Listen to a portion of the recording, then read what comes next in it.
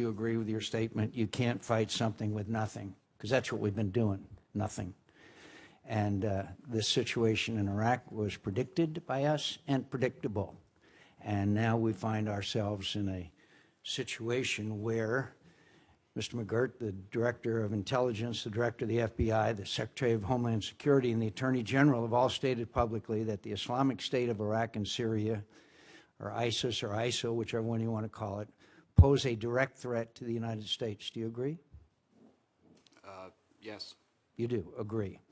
Well, would you agree that Iraq and Syria are now effectively one conflict, that we can't address ISIS in Iraq without also addressing it in Syria and vice versa, particularly with reports that we see, published reports of equipment that was captured in Iraq now showing up in Syria?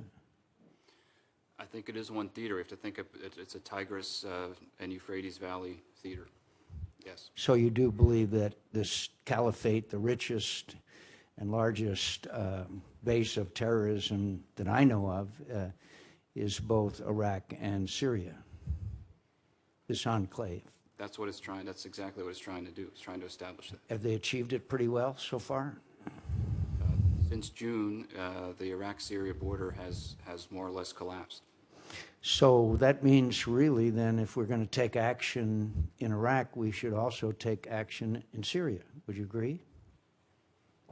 Again, these are all options that are being looked at, Senator. I'm just wondering if you would agree with that.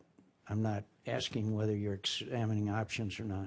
I think, Senator, as I mentioned, in order to really get at this network and learning from the past with al-Qaeda in Iraq, we have to squeeze the entire network. That's the foreign fighter flow. That's denying safe haven in Syria and helping the Iraqis control their sovereign territory.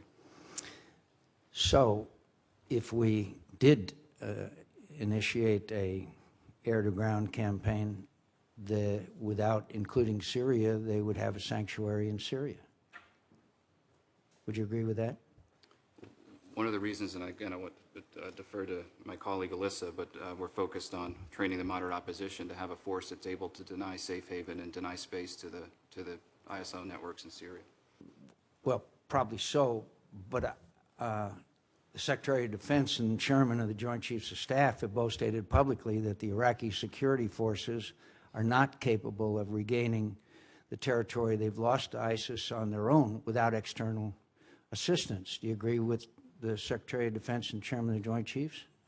The Iraqi security forces have moved a little bit out of we had the snowballing effect. I'm again asking if you agree or disagree with the Secretary of Defense and the Chairman of the Joint Chiefs, who both stated publicly that the Iraq security forces are not capable of regaining the territory they've lost to ISIS on their own without external assistance. Do you agree or disagree? They cannot conduct combined arms type operations, which it would take without some enabling support.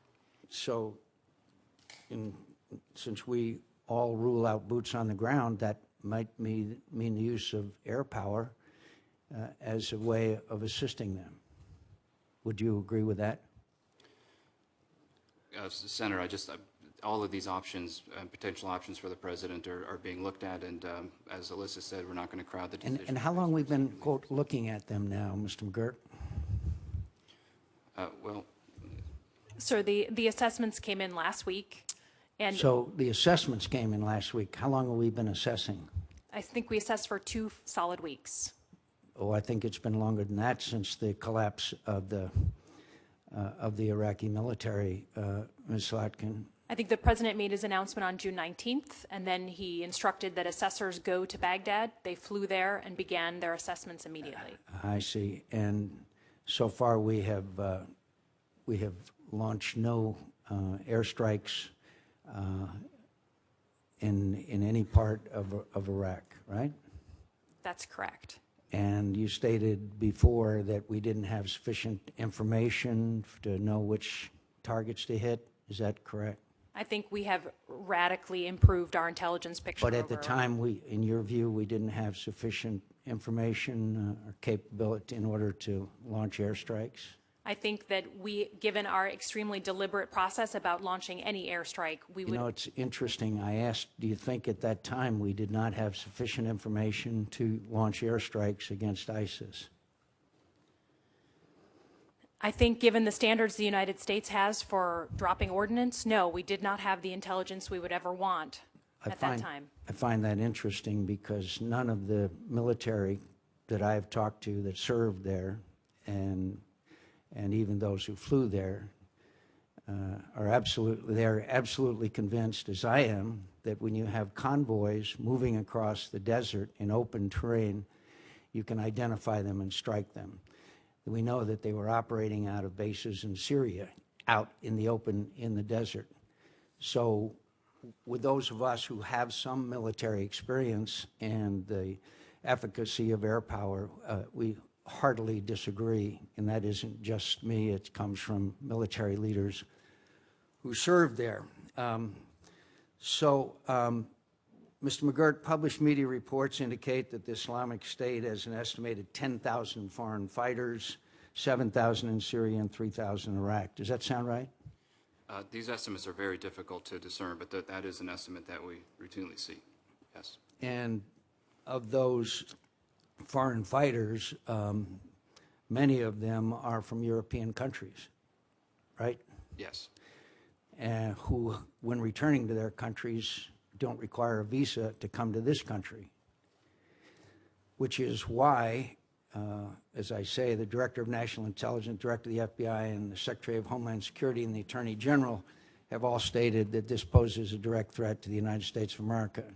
In light of that, do you think we are, so far, that we've had a proportionate response to that threat? I just want to say on the direct threat, if that is a direct quote from them, I obviously defer to them on the quote. One thing that we have done, I want to, in your questioning of Ms. Slotkin, when this crisis started, the Iraqis had 0 Hellfire missiles in their arsenal. We have delivered them since this crisis began in June, hundreds of Hellfire missiles, and with our new intelligence, with the Joint Operations Center, the Iraqis have deployed those missiles with precision and accuracy. It has made a difference, and I'd be happy to follow up with you, excuse me, Senator, what difference has it made? Well, it blunted some of the Certainly not in areas of Iraq that the ISIS has been able to gain control of. It began to blunt some of the momentum. Seriously, we certainly have a lot. You didn't really believe that they could take Baghdad, did you? No one in their right mind would. In the initial days of this crisis, there was a very deep concern that Iraqi security forces could, in the approaches to Baghdad, substantially weaken, and it was a real concern of ours. Well, there might have been on your part. There certainly wasn't on those of us who understand Iraq and population and Shia and Sunni. Well, Mr. Chairman, I've overstayed my time. I thank you, but I really agree with you, Ms. Slotkin, when you said you can't fight something with nothing. You're exactly right. Senator Kane. Thank you, Mr. Chairman. Odds and ends, because most of my questions have been asked already by